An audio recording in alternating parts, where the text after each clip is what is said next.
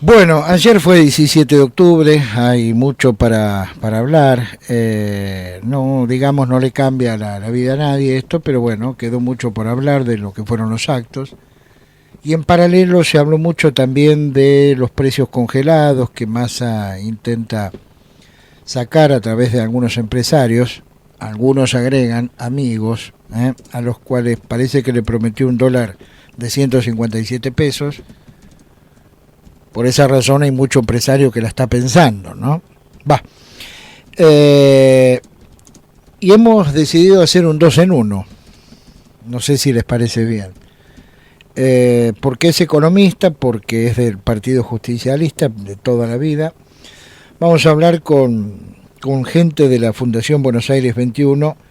Y cuando hablamos de la Fundación Buenos Aires 21, hablamos del doctor Juan Carlos Vacarezza. ¿Qué tal, Vacarezza? Ponce de León lo saluda. ¿Cómo va? Buen día, ¿cómo está? ¿Cómo estás, Ponce? Gracias por el llamado. Muy amable y un gusto de estar con ustedes. Usted me resume dos temas en un entrevistado, Vacarezza. bueno, es el tiempo de las ofertas, 2 por 1. Bueno, primero le pregunto, ¿cuánto aguanta esto de un congelamiento de precios para hacer sentir la sensación de que la inflación algo está bajando? Un congelamiento de precios solo no tiene sentido. Si está dentro de un plan de correcciones de las variables económicas, por ejemplo, de un plan económico, y es una transición para, a partir de ese congelamiento, ir coordinando las variables, sí es posible. Entonces, en realidad el congelamiento de por sí no, tendría que ir acompañado de un plan que de alguna manera tenga una determinación con el tipo de cambio, el déficit fiscal, una política monetaria acorde con el programa que se quiere instrumentar, qué tipo de economía queremos, cómo manejamos exportaciones e importaciones, cómo estamos en el barco metidos con el Fondo Monetario si tenemos que juntar acumular reservas, cómo salimos del atraso cambiario que tenemos. El congelamiento por precio solamente es una de las variables importantes, pero dentro del marco de un plan superior, Ponce. Ahora, ¿usted ve un plan superior detrás de estas medidas primarias, digamos, o primitivas también, por qué no llamarlas así, presentadas por el ministro? Por ahora no.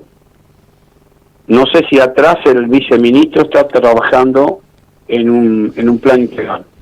Por lo que estamos leyendo, por lo que circula y por lo que dicen las autoridades, no estaríamos hablando de un plan integral.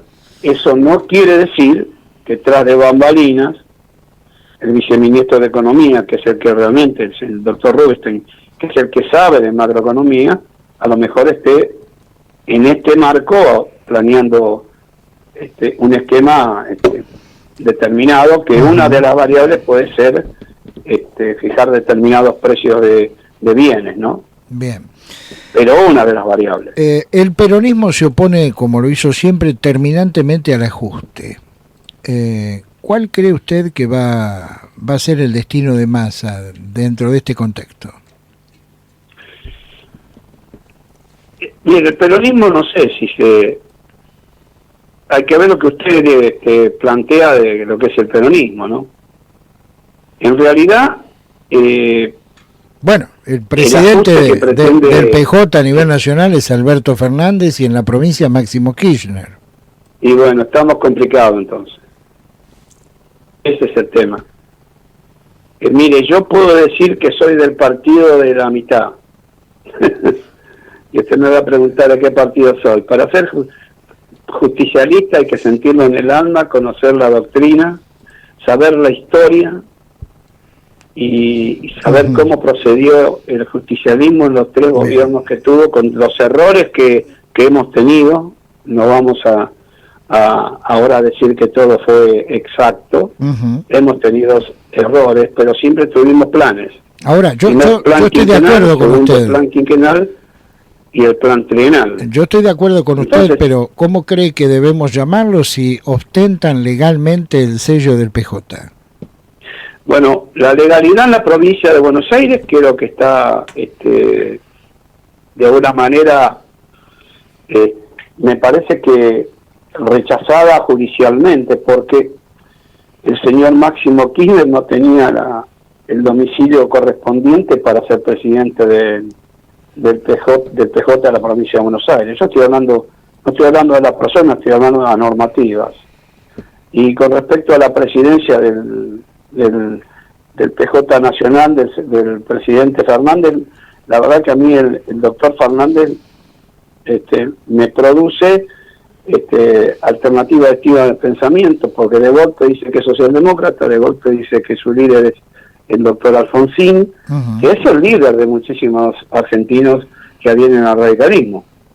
Pero yo nunca supe que el doctor Alfonsín sea el líder del peronismo. Con esto no estoy menoscabando la figura del doctor Alfonsín, digo que es el líder de un movimiento histórico como fue y es el radicalismo.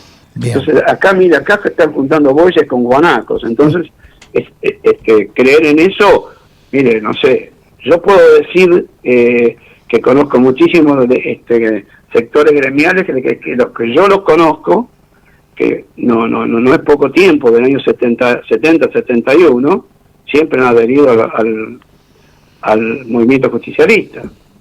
Entonces puedo decirle que algunos dirigentes que hablaron ayer en obras sanitarias y son peronistas. Algunos de los que hablaron en Plaza de Mayo conozco que vienen de otra corriente. Esto tengo una foto aquí. De alguna manera desestimar lo que alguna vez dijo el general Juan Domingo Perón. Dice, sí, son todos de otros lugares, pero son todos peronistas. Tengo una foto la verdad aquí. Que haberles escuchado en la historia lo que decían del peronismo, y ahora hablar en nombre del peronismo a mí me resulta bastante, mire, delicadamente le voy a decir, me resulta chocante, porque yo ya soy una persona mayor, pasé los 70 años, y a mí no me van a venir a explicar algunos dirigentes que ahora son peronistas.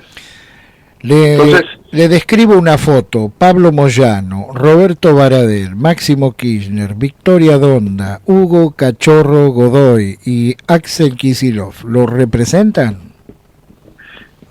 El único que podría de toda esa foto, personalmente, porque yo me acuerdo cuando el padre de él, con el secretario general de UTA, que murió en un accidente, tenían el movimiento de trabajadores argentinos y sí adherían esa corriente impresionante, porque yo he estado en jornadas de esa corriente cuando se luchaba contra el liberalismo de la década de los 90. Es posible que el señor Moyano, el joven Moyano, haya adherido y haya mamado de los orígenes de su padre al peronismo. Esto me consta a mí por haber participado en la década del 90 en manifestaciones contra el Fondo Monetario Internacional y que fueron llevadas adelante con el movimiento de trabajadores argentinos, cuya base sustantiva era camioneros y la Unión de Trabajadores la UTA, que ahora no me puedo acordar el nombre del secretario general que murió en un accidente. No importa, pero digamos... Ahora, de todos los demás, conozco su historia, conozco de dónde vienen, conozco lo que son. Mire, el doctor Kicillof nunca fue peronista, el señor Baradel tampoco, porque yo he compartido alguna vez en un canal zonal, él habló primero. Mire, el día que el doctor de la Rúa habló y que no había salida, yo estaba esperando entrar a un reportaje y él habló primero. Entonces, mire, de Lanús no son peronistas, en realidad no son peronistas, y del señor Máximo Kirchner no sé, mire, la verdad no sé. Bien, no sé, mire, yo si fuera peronista nunca le hubiera puesto a mi movimiento la cámpora. Qué contradicción, si yo fuera peronista, nunca le hubiera puesto la cámpora. Quizás le hubiera puesto no digo la General Perón, pero hay la Rucci, hay tantos compañeros que dieron la vida por el movimiento y fueron hombres de ley, el doctor Carrillo, el doctor Bramuglia, bueno, infinidad, ¿no? Infinidad, inclusive el doctor Cafiero. Así que déjenme estar con la duda. Si yo tengo que hablar de peronismo solamente cuando me veo en condiciones adversas respecto a lo que pretendo, y bueno, ya estamos acostumbrados a escuchar que todos son peronistas. El peronismo es otra cosa. Muy bien. Por último, porque política y economía van de la mano, denme su mirada en los próximos 6 meses, ¿no? Lo que falta del 2022, el primer trimestre del 2023, año electoral. ¿Cómo ve el panorama? Desde el punto de vista del doctor Massa y del viceministro, a mí me da la sensación que van a tener que comenzar a analizar una administración con algo de recesión, porque si no van a tener que tocar el valor del dólar, si no vamos a tener, no sé, el dólar de... Es decir, no va a haber un mango. Yo calculo que no, porque el desborde va a ser, si no el desborde va a ser complicado. Van a tener que ver si de alguna manera controlan las variables monetarias, financieras, e inclusive una devaluación que a lo mejor van a tener que hacer. No se puede tener, una cosa es tener, mire, en el mejor momento del peronismo se llegó a tener 5 clases de cambios, pero eran financieros, comercial. Me acuerdo que cuando alguien iba a estudiar al exterior tenía un valor inferior en la moneda extranjera para que pueda estudiar, pero tener 20, 30 mil, además no se sabe cuántos hay. ¿Sabe por qué? Porque fíjese que todavía de esto no se habló. Vamos a suponer que yo exporto, ¿no? Y exporto a $150, una taza de té. Pero resulta que tengo un reintegro, que el Estado me devuelve 5% para hacerme más competitivo en el exterior. Ese dólar no es de 150. Es de 150 más el 5% de 150. Imagínense todos los casos que hay de reintegros a determinados artículos que se exportan. Entonces la variable del dólar es increíble, no sabemos bien cuál es el valor del dólar. Ahora, quizás tampoco sea el dólar de 2.80, 2.90. Por eso me parece que está acelerando la devaluación del dólar oficial, por lo menos lo están llevando con la inflación, pero el dólar oficial tiene como mínimo un atraso de un 30, un 40, quizás tendría que estar en 200 pesos. Ahora, tiene miedo de pegar un salto de esa naturaleza y que afecte los precios. Pero yo creo que en Argentina los precios ya están todos en otro tipo de dólar, no en el dólar de 150. No creo que nadie importe y tenga un costo con un dólar a 150. Por lo menos lo va a tener a 200, o a contado con liquidación, o a contado, o al dólar net de bolsa. Eso es lo que vemos. Porque la inflación no es solamente una problemática de la emisión monetaria. Eso es lo que dicen los liberales. Entonces, cuando los liberales dicen eso, lo que hay que preguntarle es lo siguiente. ¿Alemania tenía déficit? ¿Europa, Holanda y ellos tenían déficit? No. ¿Y por qué tienen inflación ahora? Porque le aumentó el precio de la energía. Entonces hay una variable externa que modifica los precios internos. Es decir, que puede haber inflación no solamente por emisión y déficit, sino también por variables externas de acuerdo a circunstancias que suceden en el mundo, ¿no? Correcto. Entonces, la inflación no es solo la emisión. Sí, cuando hay emisión y no hay producción, es cierto lo que dicen los liberales.